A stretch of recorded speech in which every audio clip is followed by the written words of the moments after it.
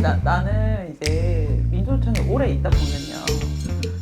어쨌든 이제 저는 너무나 취업이 잘 되는 세대였고 또 뭐 집에 돈도 좀 있고 유학도 갈 기회가 있어. 근데 이걸 다 빼고 이제 민주노총에 이게 학생운동 오래 하고 민주노총에 오래 있다 보니까 어느 순간 보이는 거야. 선배들이 뭐 기라상 같은 스카이를 나와도 나이를 여기서 먹어버리면 갈 데가 없는 거예요. 그러니까 이 사람들은 여기서 생계를 해결해야 되기 때문에 자기 자리를 지키는 게 목적이야. 이제 후배가 크는 것도 싫고 이제 그런 꾼들 정치권에 있는 사람 다 그럴 거라고 생각하는데 이거 아니면 생계를 해결할 길이 없어요. 그러니까 이 사람들은 정치적 이념도 없고 신념도 없고 통치 이념도 없어. 그냥 여기서 생계를 해결해야 되는 게 너무 커졌어요. 문제는 그냥 생계를 해결하면 다행인데 그렇지, 그 이상을 넘어서 생계를 해결하고 자녀를 미국 유학을 보내야 되고 본인들은 강남에 아파트가 하나 있어야 되고 계좌는 몇십 개씩 가지고 있어야 되고 그리고 자기를 따르던 또 애들도 밥도 챙겨줘야 되고 그래서 저는 어떤 생각이 들었냐면 근데 한국이 언제까지 그렇게 막 모든 걸 헌신하는 사람들에 의해서 바뀌는 게 아니고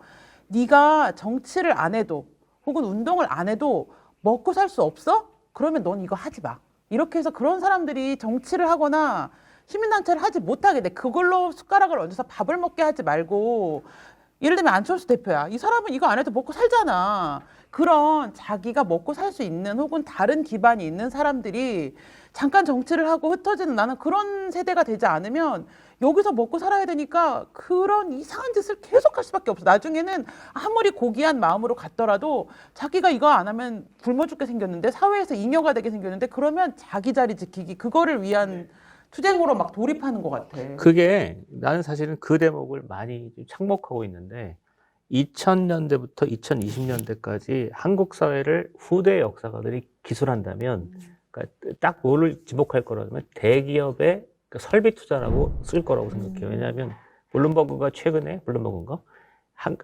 혁신 지수를 얘기하는데 한국이 1위거든요. 7년째. 그다음에 그것의 원인이 대기업의 투자예요. 근데 그러니까 대기업의 투자를 중심으로 한국 사회가 혁신하고 현대화됐는데 정치는 전혀 다른 사람들이 그러니까 먹고 살기 어려운 사람들이 이합집사라는 형태의 정치가 너무 오랫동안 계속된 거예요.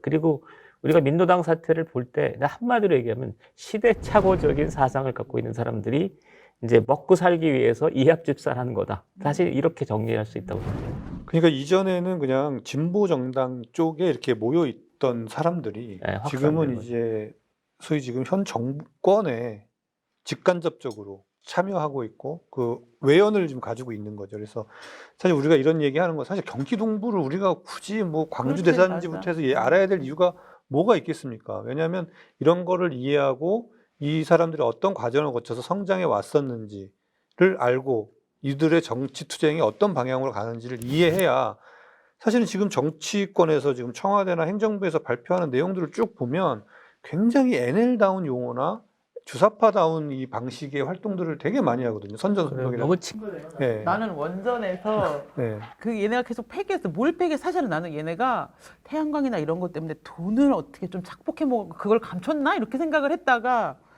북한에 원전 지어진다는 얘기를 듣는 순간 너무 NL스러운데? 우리 옛날 고향에 온 것 같아요. 너무 갑자기 수긍이 확 됐어. 그랬겠구나. 아 정말 너무 NL스럽다. 너무 수긍이 됐어. 저는 이렇게 봐요. 노무현 대통령도 한 세대 위예요. 그리고 문재인 대통령도 주사파보다 한 세대 위예요. 지금부터는 이 사람들이 집권을 하면 바로 그 사람들이 직접 집권을 하는 거예요. 아직 오지도 않은 거야, 그러면? 그리고 이 사람들이 직접 집권을 하기 시작하면서부터는 예산이나 이런 거를 가지고 이렇게 만족하는 수준에서가 아니라 아까도 말했죠. 주사파 수컷들의 싸움이 민주당과 여기까지 경기 동부까지 다 통폐합된 수컷들의 싸움이 벌어질 거다. 전 더 걱정인 게, 만약에 그렇게 하면, 휴전선에 있는 군부대 휴가 주게 한 다음에, 그 다음날 내려오라고 할 것 같아요. 에이, 그건 아니죠. 그럼 미국이 우리 한미 동맹을 끊으면?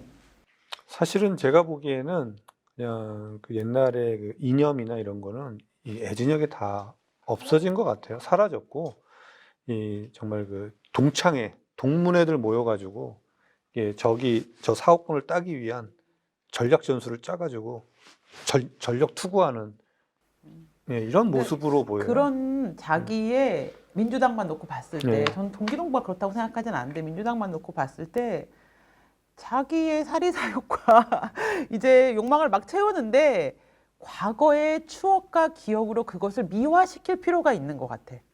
그렇죠. 그렇죠. 그렇게 예, 해서 이 주사파든 뭐가 됐든 뭐 이런 과거의 자기의 민주화 운동 전력은 자기가 하는 행동을 정당화시키기 위한 도구일 뿐이지 그거에 의해서 하는 것 같지는 않은 것 그게 같아요. 그래서 그러니까 그 퍼레이드가 이미 벌어졌다고. 그러니까 뭐 얘기를 그러니까 2010년도 11년도부터 나는 난데없는 그 역사 퍼레이드, 반일 퍼레이드, 위안부 퍼레이드 이게 다 그거라고. 토착외구가 뭐야? 토착외고 이런 거. 그러니까 자기를 합리화하기 위한 선전 도구를 대량으로 만들어 버려요. 예를 들면 뭐 정청래가 안철수한테 87년에 너 뭐 했냐고 물어보잖아. 나는 그 이후에 너 뭐 했는지 물어보고 싶어. 걔 학원했잖아.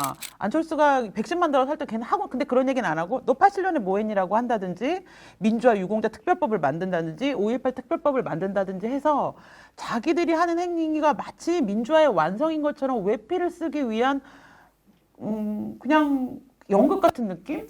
자기 합리화? 이런 자기 이권 챙기기 위한 알리바이를 만드는 중이에요. 그런 거 주는 것 같아. 그 제가 이걸 하다 보니까 이렇게 질문을 받았어요, 주위에서. 만약에 이 주사파가 군자산의 약속을 이렇게 내고 자주적인 민주정부를 수립해서 통일을 했다. 그 이후에 주사파는 어떻게 됐을까요? 김정은한테 다 숙청당하지. 숙청 재교육? 그 아까 얘기했던 세 그룹이 있어요. 하나는 학생형 주사파가 있고 민중형 주사파가 있고 그다음에 진짜 오리지널 주사파가 있고. 근데 이 사람들의 어떤 수준이 현저히 달라요. 학생형 주사파는 나도 사실은 김정일 찬양해봐라 그러면은 잘 안 돼. 나도 안 돼. 나도 잘 안 돼. 그러니까 학생형 주사파는 이게 잘 안 돼요. 근데 민중형 주사파는 제가 그렇게 그런 게 좀 되는 사람들이에요. 그래서 딱 보면은 좀 이상해. 나도 굉장히 어색했어요. 근데 실제 오리지널 주사파들 있잖아요. 몇 가지 사건이 있는데 2003년에 대구 유니버시아드 대회가 있었어요. 네네. 그때 대구 유니버시아드인데 그 현수막이요? 예, 비가 오니까 막 그러잖아요. 그게 꿈이어서 그런 게 아니지 않습니까? 이거 내가 정말 섬뜩했던 기억은 2003년 대구 그러니까 북한하고 일본이 여자 축구에서 결승전을 했는데 북한이 이겼어. 근데 북한 선수단이 응원단 앞에 가서 응원가를 부르잖아요. 김정일 장군의 노래를 불러. 쟤는 김정일 장군의 노래를 따라 부를 수 있는 몇 안 되는 사람입니다. 이게 끌어오는데. 근데 그 장면이 너무너무 섬뜩했어요. 그러니까 정말 그걸 따라 부르는 애들이 있었잖아. 몇백 명이 응원단이 그걸 따라 부르는데 북한 여대생들이 따라 부르는데 그 모습이 너무너무 어떻게 보면 장엄하고 섬찟한 거야. 그러니까 내가 남측에서 아무리 주사파 그래도 이건 북한의 오리지널 주사파하고는 비교가 되질 않아요. 그리고 기본적으로 북한은 한국에서 너무 이렇게 대단한 운동권이라고 하더라도 되게 아래로 본다며. 그래, 약간 좀 우리를 되게 무시해. 그러니까 남쪽의 운동권들이 북한에 가면 막 칭찬받을 거라고 생각하는데 북한 애들 우리를 알로 봐요. 그러니까 통일을 하면 이제 남쪽에 있던 남쪽은 다 흔히 재교육 주사파라고 대상이지. 하는 애들을 다 싹 어. 물갈이하고 이제 북한에서 진짜 오리지널 애들이 딱 그 자리를 차게 해준다. 그러니까 우리는 너무 자유주의적 기풍이 많이 들어있어서 북한을 어지럽히는 존재가 될 수 있거든. 북한에서 얘기하는 주사파와 남쪽에서 남한물을 먹으면서 하는 주사파는 전혀 레벨이 다른 사람이에요. 북한의 영향력이 강하게 개입된 형태의 통일을 하게 되면 남쪽의 주사파는 북한의 입장에서 볼 때는 별로 쓸모없는 사람이에요. 이상한 생각이야. 남쪽이 너무 순진한 생각을 하고 있는 거예요. 북한에 대해서. 북한은 그러니까 남한의 영향력을 북한에 확대하는 형태의 통일을 한 거다. 제가 볼 때 꿈에도 생각하지 않습니다. 북한의 강력한 군사력과 정치력에 기초해서 남한을 개조하는 형태의 통일을 생각하지 남쪽의 영향력이 확대하는 형태의 통일은 꿈에도 생각하지 않는다. 제 생각은 그래요.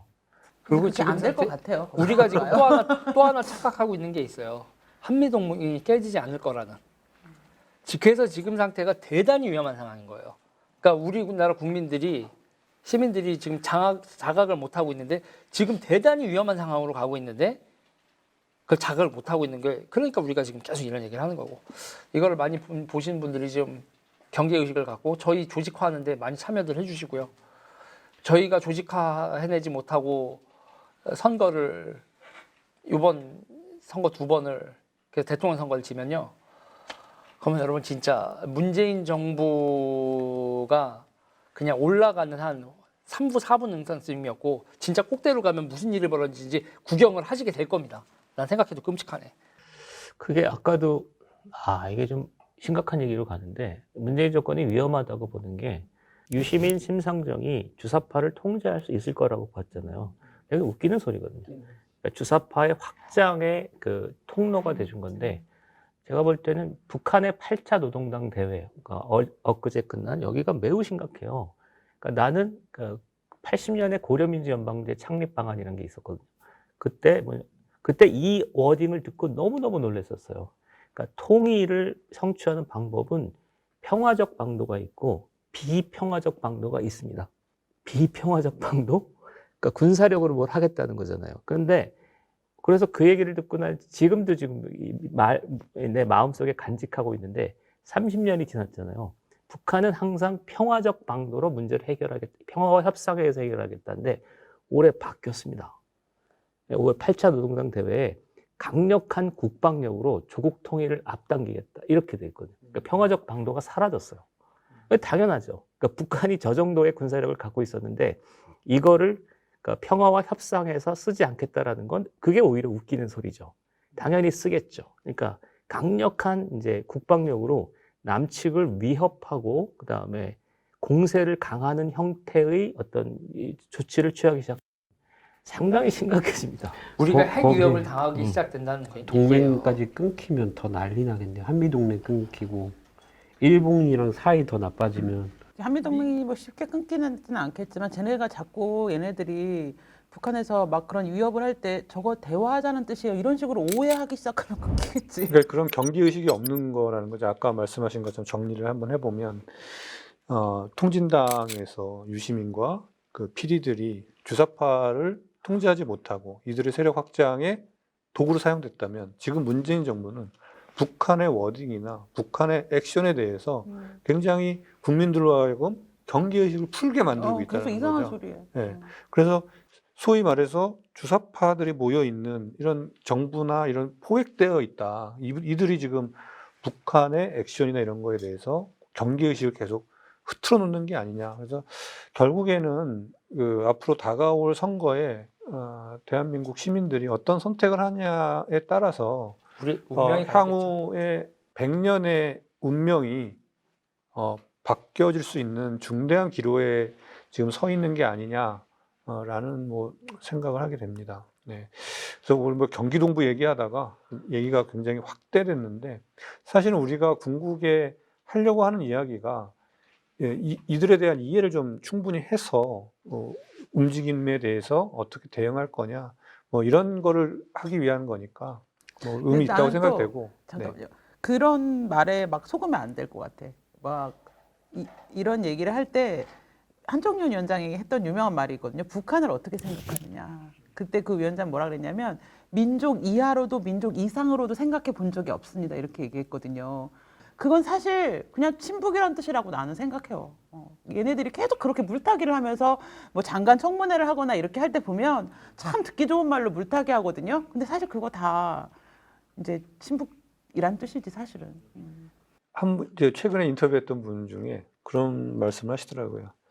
자기도 이제 주사파였었고 상당한 깊숙한 멤버였는데 그 말하는 거나 글 쓰는 거나 보면 이 사람은 지금도 주사파구나 라는 걸 이제 본능적으로 안다는 거예요. 그랬을 때 쭉 보면 그런 사람이 너무 위에 많이 계신다.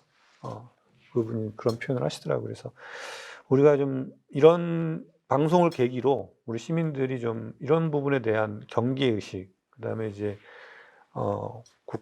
우리나라 국가가 우리나라 대한민국의 정체성이 어디에 있고 어떤 방향의 국가를 원하는지 이제 이런 것을 이제 판단해야 되는 시점이 결정을 해야 되는 우리 손으로 결정을 해야 되는 상황이 오고 있는 것 같습니다.